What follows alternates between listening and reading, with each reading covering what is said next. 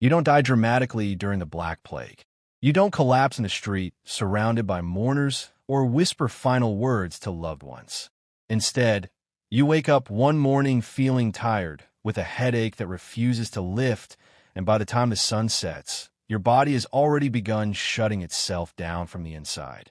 Your neighbors will hear you coughing through the walls, your family will avoid your touch, and within days, your home will be sealed, your name crossed off parish records, and your body carried away without ceremony. This is not because you were weak, unlucky, or careless. It's because the Black Plague was designed by biology and ignorance to defeat almost everyone it touched. Before the Black Plague ever reached your body, before fever or pain or fear touched you personally, the world you lived in was already fragile, stretched thin, and quietly failing. Medieval Europe in the early 1300s was not a healthy place waiting to be destroyed by a sudden disaster. It was a world surviving day to day, one bad harvest away from hunger, one cold winter away from desperation, and one unseen illness away from collapse. You lived in a society that looked solid on the surface, but was rotting underneath, and that weakness is exactly why the plague would move so fast and kill so thoroughly. Your town, whether large or small, was crowded far beyond what it was designed to hold. Houses leaned into narrow streets where sunlight barely reached the ground. Waste was dumped directly outside doors or into open drains that ran slowly, if at all. Animals lived among people, not separated from them. Chickens wandered freely, pigs rooted through refuse, dogs fed on scraps, and rats thrived everywhere human life gathered. You did not think of this as dangerous. It was simply normal. Rats were annoying, sometimes destructive, but no one imagined they carried death in their fur. Clean water was rare. Wells were often shallow and easily contaminated by nearby waste pits. Rivers served as drinking water, washing areas, and dumping grounds all at once. You drank what you could, boiled nothing, and accepted stomach sickness as a regular part of life. Your immune system was constantly under strain from parasites, poor nutrition, and recurring illness. Childhood survival alone was an achievement. If you reached adulthood, you were already hardened by years of disease and hunger, but also weakened by it. Food was monotonous and often insufficient. Bread made from coarse grain was your staple. Meat was rare unless you were wealthy. Fresh fruits and vegetables depended entirely on season and weather. A single bad year could mean starvation, and Europe had recently endured several. The Great Famine of 1315 to 1317 had killed millions only decades earlier. Those who survived it never fully recovered. Bodies grew smaller. Resistance grew weaker. Fear of hunger lingered in every household. When the plague arrived, it did not meet strong, well-fed people. It met survivors who were already exhausted. Travel and trade, however, never stopped. Ships moved constantly between Asia, the Middle East, and Europe, carrying silk, spices, grain, and stories of distant lands. Merchants passed through towns daily. Inns were full of strangers sleeping close together, sharing bedding, fleas, and breath. You welcomed trade because it meant food, money, and news. You did not realize it also meant exposure to something no one had words for yet. At first, the Black Plague did not feel real. You heard rumors before you saw evidence. Stories came from ports and border towns. Entire villages dying. Ships arriving with dead crews. People collapsing suddenly with strange swellings and blackened skin. But rumors were common in medieval life, and most were exaggerated or false. You had lived through scares before. You assumed this one would pass as well. Then small changes began. Someone did not open their shop one morning. A neighbor stayed indoors longer than usual. A familiar face disappeared from the street without explanation. Bells rang more often. Priests looked tired. Gravediggers were suddenly busy even in good weather. Still, daily life continued. You had no choice. Stopping work meant hunger. Leaving town meant abandoning everything you owned. And no authority truly understood what was happening well enough to guide you. The idea of contagion did not exist in any useful way. Disease was believed to come from bad air, corrupted winds, divine punishment, or astrological events. Some blamed comets. Others blamed foreigners, travelers, or minorities. No one blamed fleas. No one blamed rats. No one blamed bacteria, because bacteria were invisible and unimaginable. You protected yourself with prayer, charms, and avoidance of foul smells, not realizing that the danger traveled silently on the smallest creatures around you. As fear grew, so did denial. Admitting the plague was present meant accepting that death might already be inside your home. So people minimized symptoms. They worked through fever. They hid swellings beneath clothing. They avoided doctors, knowing a diagnosis could mean isolation or abandonment. Silence became a survival strategy, and that silence allowed the disease to spread freely. Authorities responded slowly and inconsistently. Some towns attempted early quarantines, but enforcement was weak and understanding was limited. Others did nothing at all, afraid of panic more than illness. In some places, officials fled, leaving communities leaderless. Laws mattered less as death became more common. When rules stopped protecting life, people stopped respecting rules. Spiritually, the world began to crack. Religion was central to your life. God explained everything from harvest to sickness, but the scale of death challenged belief. Good people died. Children died. Entire families vanished. Prayer did not stop it. Pilgrimages did not stop it. Churches filled, then emptied. Faith did not disappear, but it twisted into fear, guilt, and desperation. Some believed the end of the world had arrived. Others believed humanity was being punished beyond forgiveness. Social trust collapsed quickly. Neighbors avoided each other. Friends stopped visiting. Touch became dangerous. Even kindness carried risk. Helping the sick often meant joining them in death. Love became a liability. Survival demanded distance, and distance broke communities apart. This emotional isolation was as devastating as the disease itself. And all of this happened before you were officially sick. By the time the plague reached your bloodstream, the world around you was already unstable, frightened, and unprepared. There were no systems to catch you when you fell. No knowledge to guide treatment. No safety nets to protect your family. When your body finally began to fail, it did so in a society that could no longer care for you properly, even if it wanted to. This is why the Black Plague was not just a disease, but a collapse. It did not arrive in a strong world and make it weak. It arrived in a weak world and exposed every fracture at once. And you were living right in the middle of it, unaware that the next morning you woke up feeling tired would be the beginning of the end. The Black Plague does not begin with terror. It begins quietly, almost gently, in a way that makes you underestimate it. And that hesitation is one of the reasons it kills you so efficiently. When the first symptoms appear, they do not feel historic or dramatic. They feel ordinary.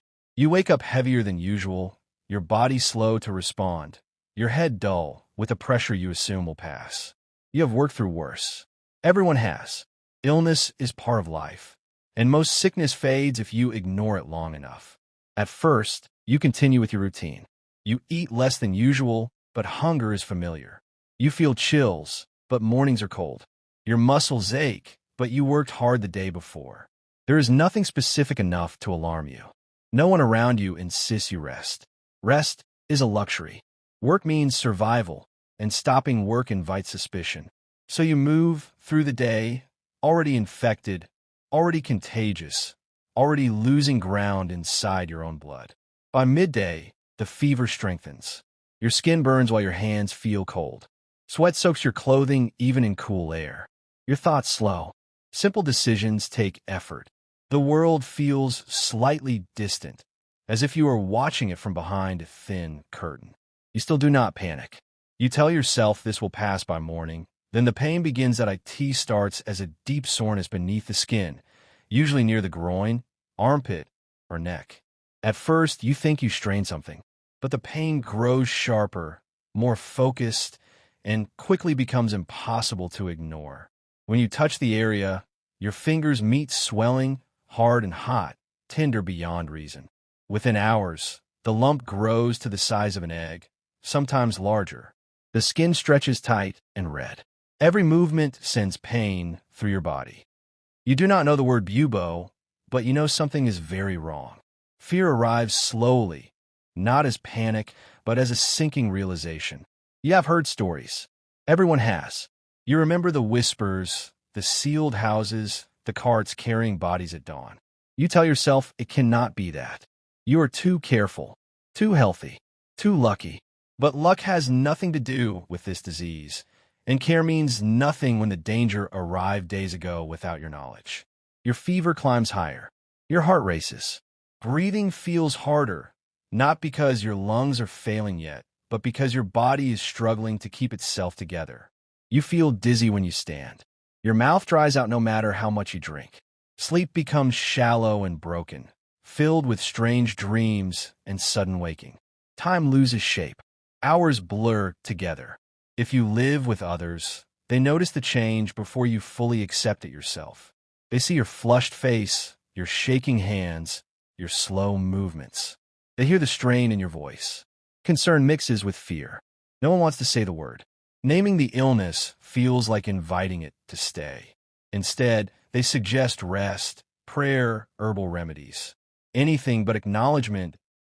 As the swelling grows, hiding it becomes impossible. Walking hurts.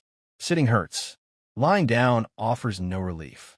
The pain is constant, pulsing, and alive. Your skin becomes sensitive everywhere. Light bothers you. Noise irritates you. Even touch from someone trying to help feels overwhelming. You begin to withdraw, not emotionally, but physically, curling inward to protect yourself from sensation. If the infection moves into your lungs, you start coughing. At first, it is dry and irritating. Then it becomes wet, heavy, and painful.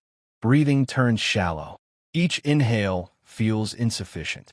Your chest tightens. You cough in a cloth or your sleeve, not realizing that every breath carries death to anyone nearby. Pneumonic plague spreads fastest, and once it appears, survival becomes even less likely.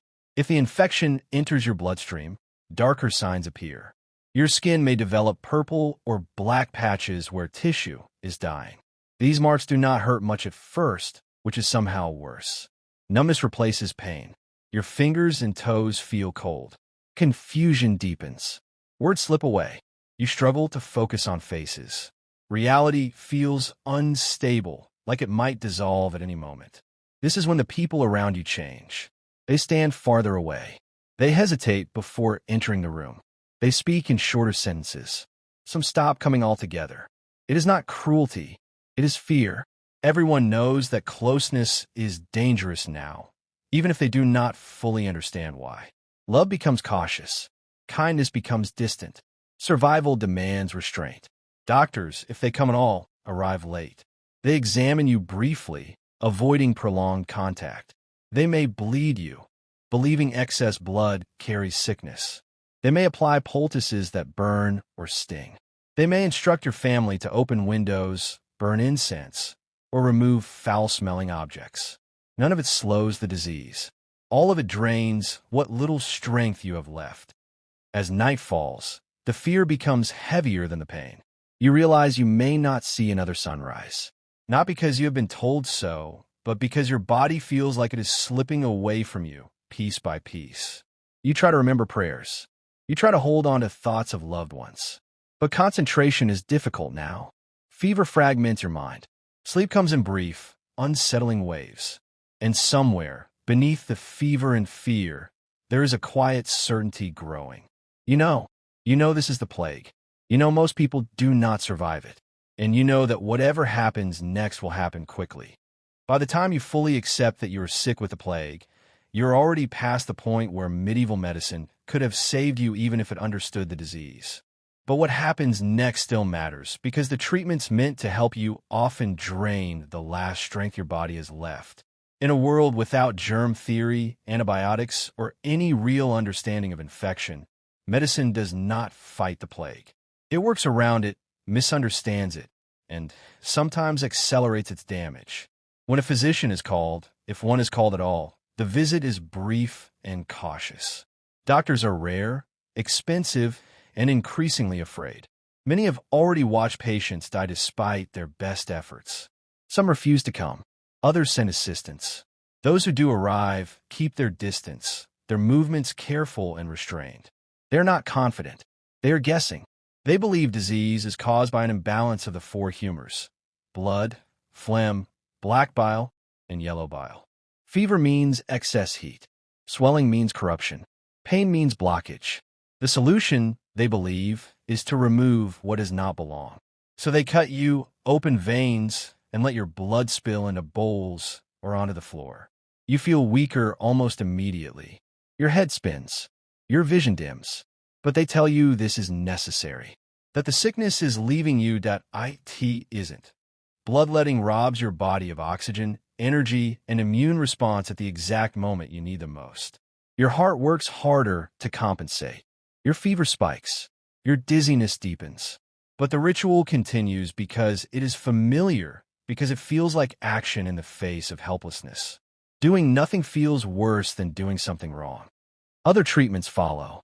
Poultices made from crushed herbs, garlic, onions, or animal fat are pressed against your swollen buboes. Some are warm, some are burning hot. The skin may blister. Sometimes the swelling bursts on its own, releasing foul-smelling fluid. This does not mean recovery. It means the infection has advanced. But the release feels like progress, and hope clings to any sign that looks like improvement. You're told to avoid cold air, or to seek it, to eat lightly, or not at all, to drink wine, or vinegar, or water infused with herbs. Advice contradicts itself because no one truly knows what helps. Every healer is working from tradition, superstition, or theory rather than evidence. Each one sounds confident. Each one is wrong. Some doctors wear long robes and strange masks with beak-like faces stuffed with herbs and flowers. They believe disease travels through foul smells, and that pleasant sense will protect them. The mask becomes a symbol of authority, but it offers no real safety.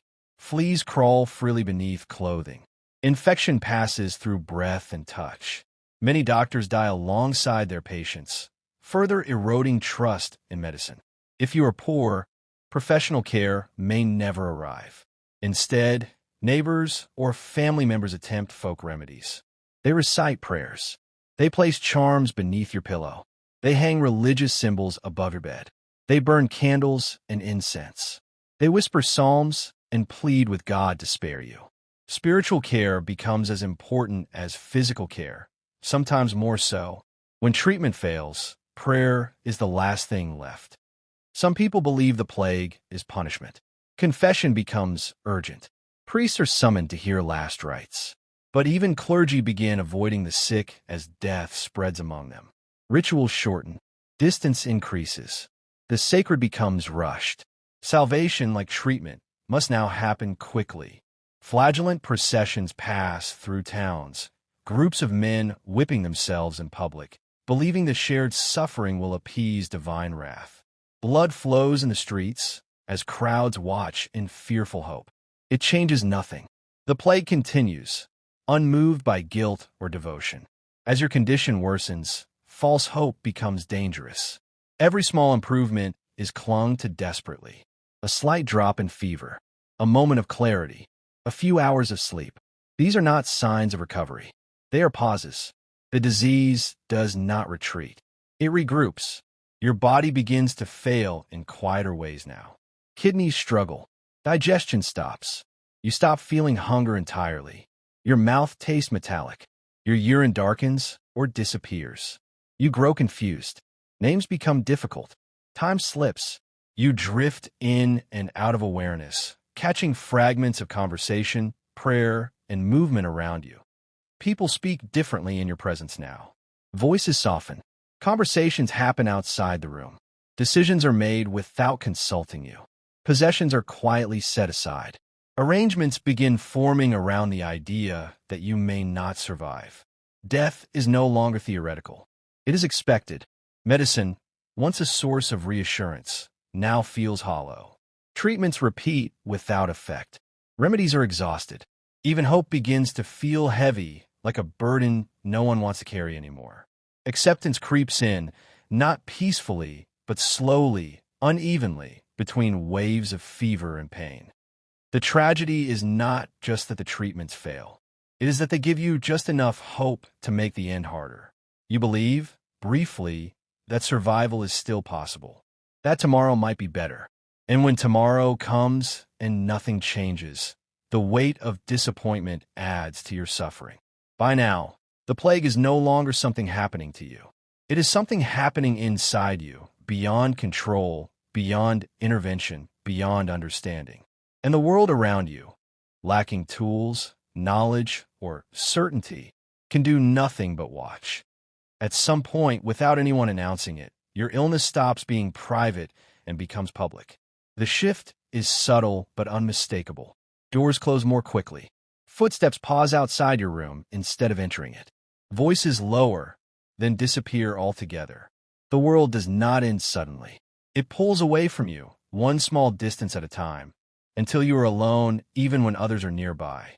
If your town has begun enforcing plague measures, your house may be marked. A symbol scratched onto the door. A warning painted or nailed in place. Sometimes guards are posted, sometimes not. In theory, this is meant to protect the healthy. In practice, it often seals your fate. Once marked, your home becomes a place people avoid instinctively. Food deliveries become irregular. Help becomes optional. Mercy depends entirely on who notices you and how afraid they are. If you live alone, isolation is immediate and absolute. No one wants to enter your space. No one wants to touch you. Even leaving food outside the door feels dangerous to those delivering it. If you collapse and cannot reach it, it stays where it is. If you grow too weak to open the door, no one forces it open. Survival now depends on your remaining strength, and that strength is disappearing quickly. If you live with family, isolation is slower but more painful. At first, they stay close. They bring water. They adjust blankets. They whisper reassurance.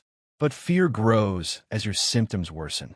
Someone sleeps in another room, then another. Eventually, distance becomes the rule. They still care, but care is filtered through terror. Every cough makes them flinch. Every touch feels like a gamble with death. Children are often removed first, sent away to relatives if possible, left at doorsteps if not. Parents make impossible choices, believing separation is the only chance their children have. Sometimes it works. Sometimes it spreads the disease further. Either way, families fracture under the pressure. As isolation deepens, time begins to behave strangely. Days and nights blur together. You lose track of how long you've been sick. Fever disrupts your sense of reality. You wake unsure whether hours or days have passed. The room feels unfamiliar. Shadows stretch and shift. Sounds echo oddly. You drift between shallow sleep and restless waking, never fully comfortable in either. Pain changes character now. Early pain was sharp and localized. Now it becomes deep, dull, and constant. Your body aches everywhere. Even lying still hurts. Moving hurts more. Buboes may burst or harden. The smell becomes difficult to ignore. Infections spread beneath the skin. Your body feels foreign, unreliable, as if it no longer belongs entirely to you. Breathing may become labored. If your lungs are involved, each breath is shallow and unsatisfying. You feel as though you cannot draw in enough air, no matter how hard you try. Coughing exhausts you. Speaking becomes difficult. Words come out broken, slurred, or incomplete. You stop trying to talk unless necessary. Fear changes too. Early fear was sharp and active. Now it becomes heavy and quiet. Panic gives way to resignation. You stop asking what will happen and start wondering how long it will take. You listen for sounds outside your room. Footsteps, voices, church bells. Each one feels significant, though you're not sure why. Death, when it comes, does not usually arrive in a single dramatic moment. It arrives through accumulation. Organs fail one by one. Blood pressure drops. Consciousness fades in and out. You may experience moments of clarity between confusion, brief windows where you realize how close the end is. These moments are often the hardest. In many cases, death comes quickly after this stage begins. 3 days, 2 days, sometimes less. Some people die in their sleep. Others struggle for breath until exhaustion overtakes them. There is no consistent pattern. No predictable timeline. Just rapid decline. Around you, the town is changing fast. Bodies are appearing faster than they can be buried. Graveyards overflow. Mass pits are dug. Coffins are reused or abandoned entirely. Car drivers collect bodies at dawn or dusk, stacking them without ceremony. Bells ring constantly, then stop ringing altogether when no one is left to ring them. Funerals become rare. Too dangerous. Too frequent. Priests rush through rites or skip them. Names go unrecorded. Death loses individuality. It becomes statistical, ordinary, expected. The dead are no longer mourned one by one. They are managed. This knowledge seeps in your final days. You understand that whatever happens to you will not be special. You will not be remembered for long. Your death will be one among many. This realization is not cruel. It is numbing. It dulls fear by replacing it with emptiness that, if anyone is with you at the end, they keep their distance. If no one is there, the silence is complete. Either way, your passing is quiet. A final breath. A long pause. Then nothing. Soon after, strangers may enter the room, or they may wait days before doing so. Your body cools. Rigor sets in. Fleas leave in search of a new host. Your belongings are handled cautiously or burned. Your space is erased of you as quickly as possible, because remembrance feels dangerous now. This is how death moves during the Black Plague. Fast, isolating, and indifferent. Not heroic, not meaningful, just efficient. And even as you fade, the world outside does not stop dying. If you lived through the Black Plague, survival was not a reward for strength, intelligence, morality, or preparation. It was not something you earned. It was something that happened to you by chance, often without explanation, and often without fairness. This is one of the hardest truths to accept about the plague. Most of those who died did nothing wrong, and many of those who lived did nothing right. The disease did not care who you were. You might imagine that being young and healthy would protect you. In some diseases, it does. In the Black Plague, it often did not. The bacterium moved too fast, overwhelmed the immune system too quickly, and exploited bodies that were already weakened by hunger, stress, and constant minor illness. Even those who appeared strong by medieval standards were fragile by modern ones. Nutrition was poor. Medical care was absent. Clean environments were non-existent. Strength was relative, not absolute. Your immune system, though experienced with hardship, had never faced anything like this. It had learned to survive parasites, infections, and injuries slowly.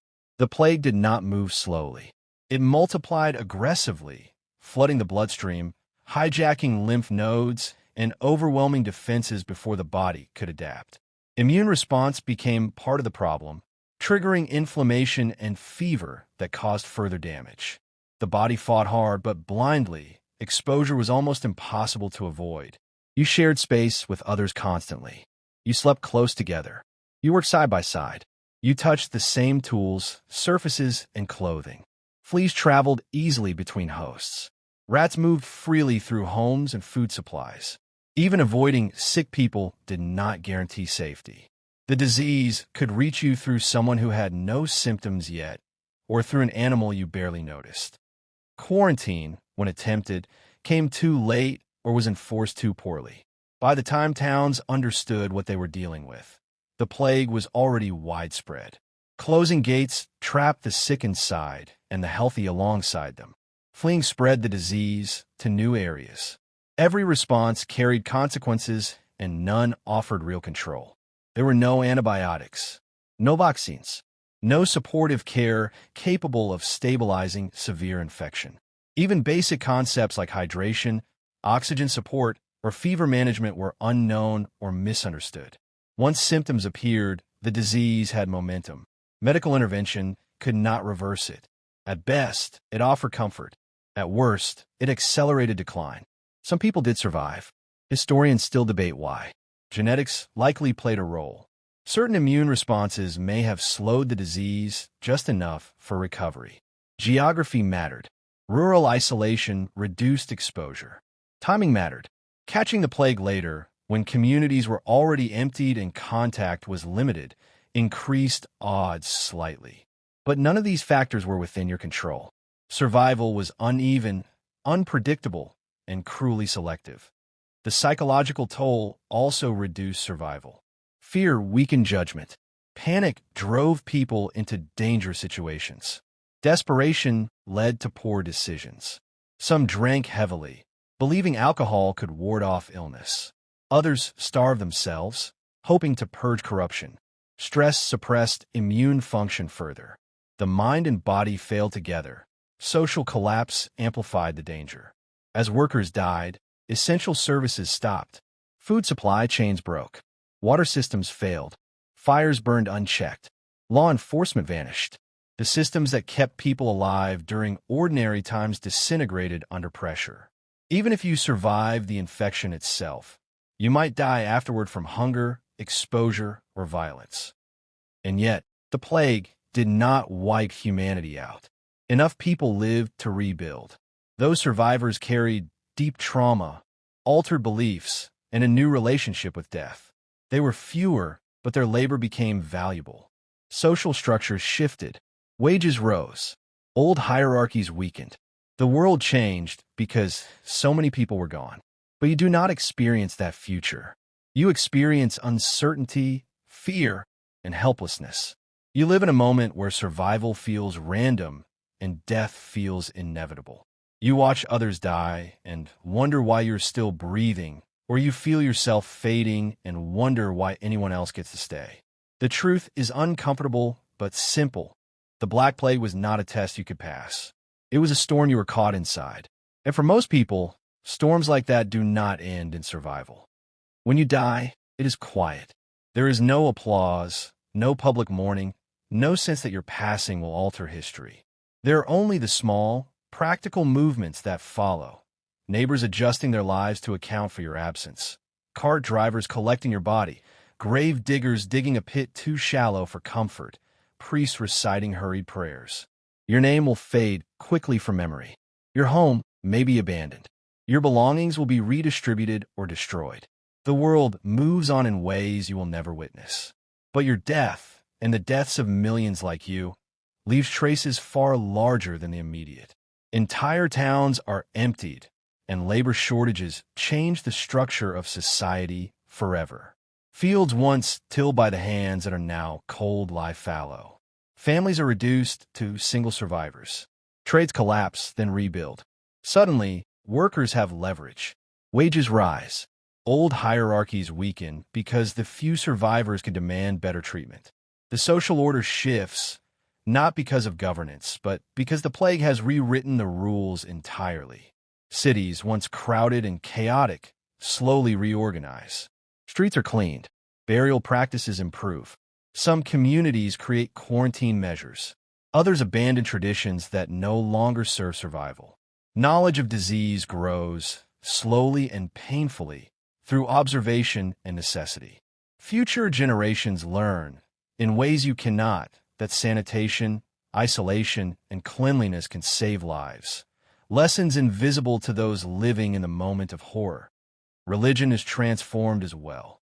The sheer scale of death challenges faith, shakes institutions, and forces contemplation of human fragility. Some lose belief entirely. Others cling more tightly, seeking solace in rituals and divine explanation. Art, literature, and philosophy reflect the trauma. Writers record what happened. Pain becomes cultural memory. Again, you're absent to see this. Your suffering is absorbed into a collective story, shaping society in ways no single person could grasp. The economy changes permanently. Surviving peasants demand more. Landowners adjust to shortages. Monasteries and guilds that were once dominant lose influence. Political power shifts subtly. New ideas take root because old structures cannot support the changed world. Recovery is slow. The plague leaves a scar that lasts generations. If you survived, you might have become part of this rebuilding, carrying firsthand experience of fear, illness, and loss. But for most, including you in this story, survival was not an option. You fade from life quietly, efficiently, and completely, like so many others. The mechanisms of history move forward over your absence, indifferent, unstoppable, and permanent.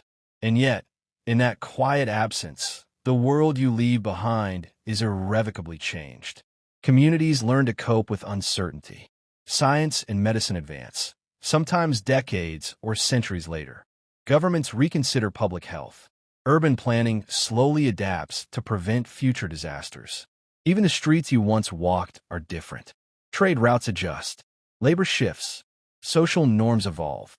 All of it is connected to lives that ended too soon. Lives like yours. Perhaps the most profound lesson is not about death itself, but about the fragility of civilization. A disease cannot speak, cannot reason, cannot negotiate. It moves through a population like a tide, unstoppable and indifferent. Humans adapt only afterward, often too late for those already gone. The Black Plague was a teacher, and its lessons were paid in the currency of human lives, millions upon millions of them. So when you think of the Black Plague, do not imagine a single moment of horror. Do not imagine one isolated death. Imagine the slow, quiet collapse of everyday life. Imagine how ordinary streets, ordinary homes, and ordinary people disappeared in staggering numbers. Imagine how the living learned to rebuild, and how the dead shaped the world invisibly. And understand that if you had been there in that world, you would not have survived. Not because of weakness, not because of sin, not because of neglect, but because the scale, speed, and savagery of the plague left almost no room for mercy. And that is why, centuries later, we remember it with awe, horror, and a strange kind of respect. Because for those who lived through it, it was more than a disease. It was the end of certainty, the collapse of trust, and the quiet, relentless reshaping of the world. A world that you, quietly, are part of even in absence.